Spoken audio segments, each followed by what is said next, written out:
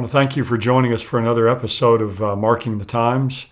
I really appreciate the feedback I get from a lot of you. A lot of you have sent in some really encouraging messages to us. So, I really appreciate that very much. I appreciate you taking time to watch this every week and tell your friends about it. And again, just the encouraging notes are a real blessing to me. I appreciate them a lot. Today I want to talk about a question I had sent in about the rapture. It's probably a question a lot of you have asked before. I've heard this question a lot. I've thought about it myself a lot. It's a question that says this. It says, "Hi, Dr. Mark. Thank you for your teachings. Have some questions about the end times. Do you believe Matthew 24:36 talks about the second coming of Christ instead of the rapture? And also Matthew 25:1-13 refers to the second coming as well rather than the rapture." And so this is a question really about the Olivet Discourse. The Olivet Discourse is a sermon Jesus gave a couple of days before he died on the cross there from the Mount of Olives, just east of the city of Jerusalem.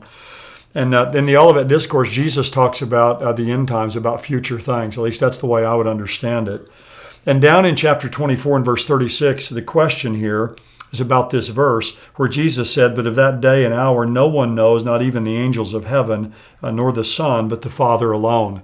He's asking, is this talking about the rapture or the second coming at the end of the tribulation? And then the question goes on to ask about the parable of the 10 virgins in Matthew 25:1-13.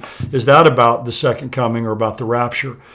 My view is that in the Olivet Discourse, Jesus is talking about the second coming. He's talking about his return to the earth at the end of the time of tribulation. And you see that throughout the passage. It says back in chapter 24, verse 37, "For just as lightning comes from the east and flashes even to the west, so shall the coming of the Son of Man be." It's clearly looking at the second coming of Jesus. Down in verse 29, it says, "But after the tribulation of those days, the sun will be darkened, the moon won't give its light, the powers of the heavens will be shaken, the sign of the Son of Man will appear in the sky," and then it refers to the coming of Jesus. So those are clearly talking about the second coming. So when we get on down here, it says, "No one knows the day or the hour." I think that's still talking about the second coming. Then he goes on here to talk about the coming of the Son of Man will be just like the days of Noah. "For in those days which were before the flood, they were eating and drinking, they were marrying and giving in marriage until the day Noah entered the ark. And they did not understand until the flood came and took them all away. So shall the coming of the Son of Man be. There'll be 2 men in the field, one taken and one left.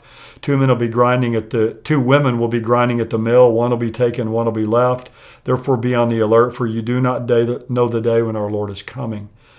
He gives a picture here of the flood, and in the flood he says that the flood came, and of course the evil people were taken away in judgment. And he makes a parallel and says 2 men are going to be in the field, one taken and one left.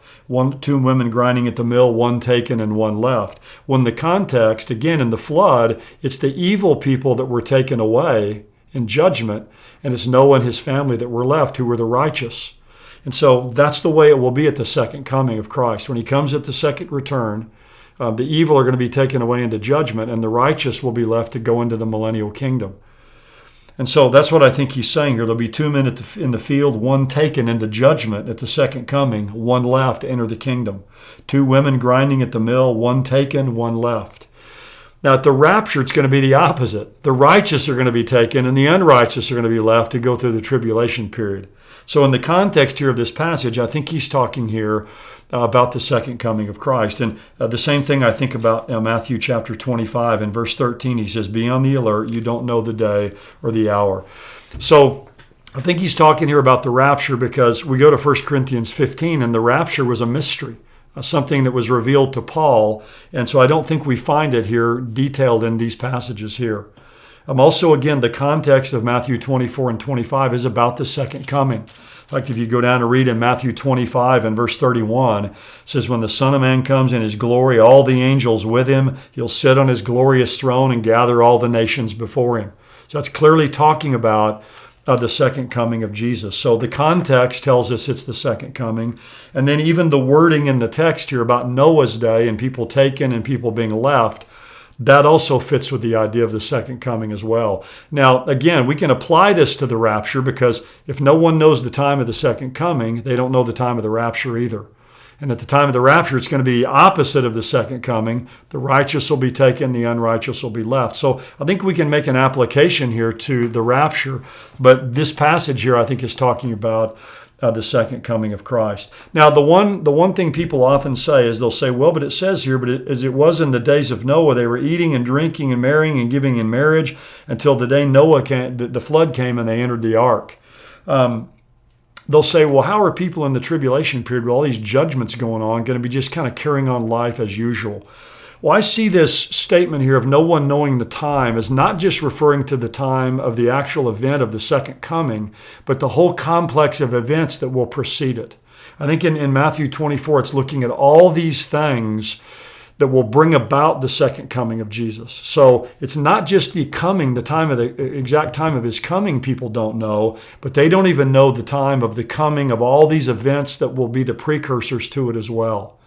And so in that way, I think people in the end times, they're going to be going about their lives, eating and drinking and carrying on their lives as usual. And this time of the day of the Lord's going to come. The tribulation will come, which then will be culminated by the coming of Jesus Christ. So that's how I answer that objection that's often raised. But this is a good question. I hope some of the things I've said here are helpful to help you sort these things out a bit. We'll look forward to seeing you next time. God bless you.